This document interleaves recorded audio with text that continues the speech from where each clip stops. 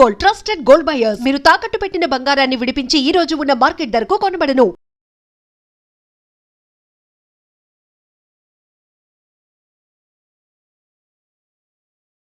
నమస్కారం అండి.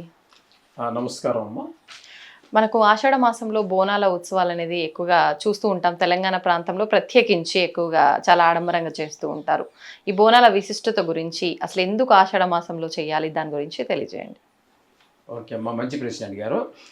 ఈ ఆషాఢ మాసంలో అంటే తెలంగాణ అని మీరు అనుకుంటున్నారు, కాదండి, ఆంధ్రాలో కూడా చేస్తారు. అలాగే కొన్ని వేరే వేరే ప్రాంతాల్లో వేరే వేరే భాషల్లో చేస్తూనే వాళ్ళ ఆచార ప్రకారంగా చేస్తూనే ఉన్నారు వాళ్ళ పద్ధతిలో.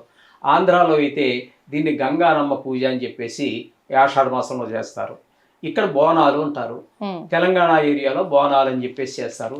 ఇవన్నీ కూడా బోనాలు చేసేది గ్రామ దేవతలకే.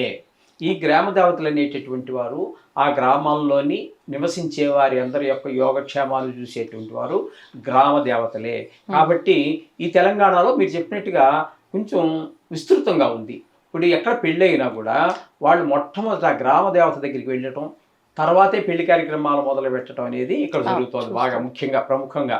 అంచేత ఇవి మనకి గ్రామ దేవతలకు సంబంధించినటువంటివి. ఇవన్నీ చెయ్యాలి కూడా. ఎందుకంటే ఇప్పటి వరకు వాతావరణం అంతా వేడిగా ఉండి కొంచెం చల్లబడటం జరుగుతుంది. ఈ మార్పు వలన ఇప్పటి వరకు బాగా వేడి ఎండలతోటి బాధపడ్డాం. ఈ బాధపడడంలో మన ఒంటిలో చాలా వేడి ఉంటుంది. ఆ వేడి మళ్ళీ వాతావరణం మారింది కాబట్టి చల్లబడుతుంది పైది, కానీ లోపల ఉన్నటువంటి వేడి పోవడానికి అవకాశం తక్కువ. అందుకోసం చెప్పేసి ఈ మాసంలో మనకి ఈ బోనాలు అవి చేస్తూ అమ్మవారికి నైవేద్యాలు సమర్పిస్తూ ఈ వాతావరణ మార్పు వలన వాటి అంతటవే పుట్టుకొచ్చేటటువంటి క్రిమికీటకాలు చాలా ఉంటాయి. వీటిలో చాలా ఉన్నాయి. స్వేదజము అంటే చెమటలోంచి పుట్టేవి, తలలో పీలు అవన్నీ అట్లా వస్తూ ఉంటాయి. అన్ని కొన్ని అండజములు, కొన్ని గుడ్డు పెడితే బిడ్డలు వచ్చేవి, కొన్ని మామూలుగా మనకు పుట్టేవి. ఇటువంటి అనేక రకాలైనటువంటి జన్మలు రకరకాల విధానాల్లో జన్మిస్తూ ఉంటాయి. అంచేత ఈ ఆషాఢ మాసంలో మనకి క్రిమికీటకాదులు కూడా ఎక్కువ. ఆషాఢ మాసంలో ఈగలు కూడా ఇంట్లో మీరు ఎన్ని ఈ దోమల కోసం మీరు పెట్టుకున్నా ఎక్కడ ఒక్క క్షణం అలా డోర్ తీసేటప్పటికి ఈగలు ఎక్కువగా వస్తూ ఉంటాయి. దీనికి తిరుమల కొండ మీద కూడా ఈగల మాల అని చెప్పేసి ఒకటి ఉందండి, వెంకటేశ్వర స్వామికి వేస్తారు. ఈ ఈగల మాల అంటారు దాన్ని. ఎందుకంటే తిరుమల కొండ మీద నేను కూడా 8 సంవత్సరాలు ఉన్నాను కాబట్టి చెప్తున్నాను. అంచేత అలా వేస్తుంటారు. క్రిమికీటకాదులు అవన్నీ ఎక్కువగా ఉంటుంటాయి, విషక్రిములు బాగా ఎక్కువగా ఉంటుంటాయి. అందుచేత ఇక్కడ ముఖ్యంగా ఈ తెలంగాణలో ఇక్కడ ఈ విధంగా చేస్తారు. ఆంధ్రాలో గంగమ్మ అంటారు. ఆంధ్రాలో బ్రాహ్మిన్స్ చేసే విధానం కొంత భిన్నంగా ఉంది. వాళ్ళు ఈ పట్టుకుని ఎక్కడో గంగానమ్మ గుడి దగ్గరికి వెళ్ళటం లేకపోతే అదంతా జరగదండి. ఇంట్లోనే ఒక గోడకి రౌండ్గా పసుపు రాసి అడ్డంగా 3 గీతలు పసుపుతో పెడతారు. పెట్టి దానికి నైవేద్యంగా కొంచెం పెసరపప్పు కలిపి అన్నాన్ని వండి కొద్దిగా నెయ్యి వేసి వండిన తర్వాత అమ్మవారికి నైవేద్యం పెట్టడం జరుగుతూ ఉంటుంది. ఆ మిగిలిన అన్నం కొంచెం ప్రసాదంగా వీరు తీసుకుని ఆ ఊరు వీళ్ళ శాఖలు ఎవరైతే ఉన్నారో ఆ శాఖలను పిలిచి వాళ్ళకి ఇవ్వడం జరుగుతూ ఉంటుంది. అది సాంప్రదాయంగా జరిగేటటువంటిది. ఇది ఆంధ్రాలో బ్రాహ్మిన్స్ చేసే పద్ధతి. మిగతా వాళ్ళంతా గంగానమ్మ జాతర ఇక్కడ ఎలా జరుగుతుందో అక్కడ ఇంచుమించుగా ఇలాగే జరుగుతుంది. గంగానమ్మ అని ఆ ప్రాంతంలో దేవతలకు ఒక పేరే ఉందండి, 30 దేవతలు అనేక పేర్లు. కాబట్టి ఈ విధంగా జరుగుతూ ఉంటుంది అక్కడ ఆంధ్రాలో ఈ గ్రామ దేవతల యొక్క దీని ద్వారా. ఎందుకంటే ఈ గ్రామతలకి ముఖ్యంగా ఈ ఆషాఢ మాసంలో మనకి చికెన్ పాక్స్ అని చిన్నపిల్లలకి పెద్దలకి కూడా వస్తూ ఉంటుంది. శరీరం అంతా గుల్లలుగా పోసేసి నీళ్ళల్లా ఉండి వాళ్ళు చాలా టెంపరేచర్ 104 టెంపరేచర్తో 10-15 రోజులు చాలా బాధపడడం జరుగుతుంది. తర్వాత తగ్గాక కూడా అది ఇంచుమించుగా ఆ మచ్చలు 2-3 సంవత్సరాలు శరీరం మీద నిలబడిపోతాయి. కొన్ని అవి కూడా సరిపడవు. ఆ సమయంలో వేపాకు వేప చెట్టు అనేటటువంటి దాన్ని మనం పార్వతీదేవి రూపంగా చూస్తూ ఉంటాం. అలాగే రావి చెట్టుకి వేప చెట్టుకి కూడా పెళ్లి చేస్తూ ఉంటారు. ఆయన్ని శివుడిగా భావిస్తారు, ఈవిడేమో పార్వతీదేవిగా భావిస్తారు. అందుచేత వీటన్నిటికీ కారణం ఈవిడే కాబట్టి, అమ్మవారే కాబట్టి ఆ వ్యాపారం ఇప్పుడు ఎంత ఇవన్నీ వచ్చేసి చికెన్ పాక్స్ వచ్చి ఒళ్ళంతా దురదలు పెడుతున్నా వాటిని చిదవటం కానీ గోడలతో నొక్కటం కానీ ఏమీ చేయకూడదు. అక్కడ వేపాకుతో మాత్రమే మనకు దురద వేస్తే రాస్తారు. అది ఆ అమ్మవారు శాంతింపజేస్తుంది అనమాట అండి. ఆ విధంగా ఈ పద్ధతి ఒకటి మనకి వేపాకు బాగా విశిష్టత ఈ ఆషాఢ మాసంలో జరుగుతూ ఉంటుంది. ఈ విధమైనటువంటి అందుచేత ఈ అమ్మవారి యొక్క గ్రామ దేవత యొక్క అనుగ్రహం పొందకుండా పెళ్ళిళ్ళు కూడా జరగవు. ఇది మనం గమనించవలసినటువంటి విషయం అండి.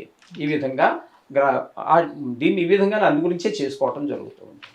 ఇదే సందర్భంలో కొన్ని రోగాలకి గోరింటాకు పెట్టుకోవడం అనేటటువంటిది కూడా సాంప్రదాయంగా ఉంది. ఆంధ్రాలో ఉంది, తెలంగాణలో ఉంది. ఈ గోరింటాకు అనేటటువంటిది అనేక ఔషధ గుణాలు కలిగినటువంటిది. కానీ దాన్ని లోపలికి తీసుకోవటానికి కాదు. ఉన్న ఔషధ గుణాలన్నీ కూడా లోపలికి తీసుకోవడానికి కొన్ని శరీరం మీద పూత పూసుకునేటటువంటి ఉంటాయి, కొన్ని లోపల మింగేటటువంటి ఉంటాయి. ఈ గోరింటాకు తీసుకొచ్చి ఈ పెళ్లి కావాల్సినటువంటి పిల్లలు, పెళ్లి అయినటువంటి వాళ్ళు, పెద్దవాళ్ళు, ముసలి వాళ్ళు, ఇవన్నీ వీళ్ళందరూ కూడా రుబ్బుకొని దాన్ని గ్రైండ్ చేసుకొని చేతికి ఎంత పెట్టుకుంటారు. రకరకాల డిజైన్లు చందమామని పెడతారు. అట్లాగే ఈ వేళ్ళకి కూడా పెడుతూ ఉంటారు. దీనివల్ల మనం ఇందాక చెప్పుకున్నాం చూడండి, ఈ వాతావరణంలో వచ్చినటువంటి వేడి లోపల ఉండి అది పైది ఎంత వాతావరణం ద్వారా మళ్ళీ మారుతోంది. కానీ లోపల ఉన్నటువంటి ఈ ఉష్ణాన్ని ఈ పెట్టుకున్నటువంటి గోరింటాకు హరించి వేస్తుంది. ఈ వేసవి ఎండలకి వచ్చినటువంటి ఉష్ణాన్ని బయటికి లాగిస్తుంది అదే. ఆ విధంగా అదే కాకుండా ఈ కొంతమందికి గోర్లు పుచ్చిపోయి ఉంటాయి. అవునండి. అటువంటి వాటిని తగ్గిస్తుంది. ఒకవేళ కొంతమందికి అలా తర్వాత వచ్చేటటువంటి సింప్టమ్స్ ఉంటేంటైతే అవి ఇంకా గోర్లు పుచ్చవండి అక్కడితో ఆగిపోతూ ఉంటుంది. ఈ విధంగా కొంతమంది తలకు పెట్టుకుంటున్నారు. అది మనకు దాని గురించి మనకేం తెలియదు అనుకోండి. ఈ విధంగా గోరింటాకు పెట్టుకుని ఆడవాళ్ళు మగవాళ్ళు పెట్టుకుంటారు. ఆడవాళ్ళు అయితే 100 మంది పెట్టుకుంటారు, మగవాళ్ళు అయితే కొంతమంది లైట్ తీసుకుంటూ ఉంటారు. అంచేత ఈ విధంగా గోరింటాకు పెట్టుకోవడం అనేది కూడా ఒక సాంప్రదాయంగా వస్తుంది. ఈ గోరింటాకు వల్ల మరికొన్ని విశేషాలు ఏంటంటే, దీన్ని ఈ తలకు బాగుంటున్నారు, దాని గురించి మనం వద్దనుకున్నాం కానీ చెప్పక తప్పటం లేదు. దానివల్ల కూడా ఈ మొత్తం మనకి ఇది ఇక్కడే కదండి ఉండేది, బ్రహ్మరంధ్రం ఉంది. దాని ద్వారా తలకు పెట్టుకోవడం ద్వారా అది చాలా తలకి సంబంధించినటువంటి శిరోవ్యాధులన్నిటికీ కూడా చాలా బాగా పనిచేస్తుందని చెప్పేసి మన ఆయుర్వేద వైద్యులందరూ చెప్తూ ఉన్నారు. ఈ విధంగా గోరింటాకు గురించి కూడా మనం ఇట్లా చెప్పుకోవచ్చు. కొంతమంది ఏం చేస్తున్నారంటే, కొంతమంది సిటీల్లో మనకి గోరింటాకు దొరకకపోవచ్చు, కోన్లు అని చెప్పేవి అమ్ముతున్నారు, డిజైన్ పెట్టుకుంటున్నారు. దాని వలన మీరు ఇప్పుడు మనం గోరింటాకు గురించి చెప్పుకున్నటువంటి ఈ శుభ ఫలితాలు ఏవి పొందకపోగా అది కెమికల్స్తో తయారు చేసినటువంటిది. కొత్త జబ్బులు మనం కొని తెచ్చుకున్నట్టే దాంతో కోన్లు ఏవో తెచ్చుకొని డిజైన్లు పెట్టుకుంటున్నాం. పెళ్లి కూతురికి మరీ ఎక్కువ చేస్తున్నారు. అవన్నీ కొత్త జబ్బులకి మనం ఆహ్వానం పలికినట్టే కానీ దీని ఫలితాలు అయితే మాత్రం రావండి. ఇప్పుడు ఈ ఆషాఢ మాసంలోనే కొత్త కోడల్ని పుట్టింటికి పంపించే విధానం కూడా ఉంది కదండి. అవును.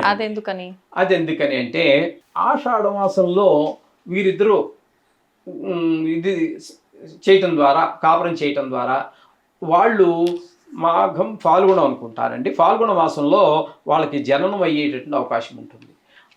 ఆ సమయంలో అప్పుడు కూడా ఈ ఆషాఢంలాగే చాలా ఋతువులు మారటం, వాతావరణంలో మార్పుల వల్ల ఆ గర్భిణీ స్త్రీ ఎక్కువ ఇబ్బంది పడవలసి వస్తుంది. ఇప్పుడంటే సీజన్లు అనుకోండి, ఇంకా దాని గురించి వదిలేద్దాము.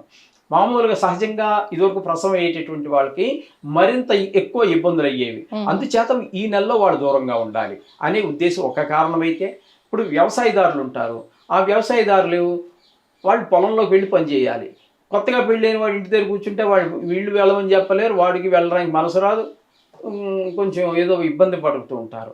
అందుచేత ఈ నెల రోజులు ఆవిడ దూరం పెడతారు.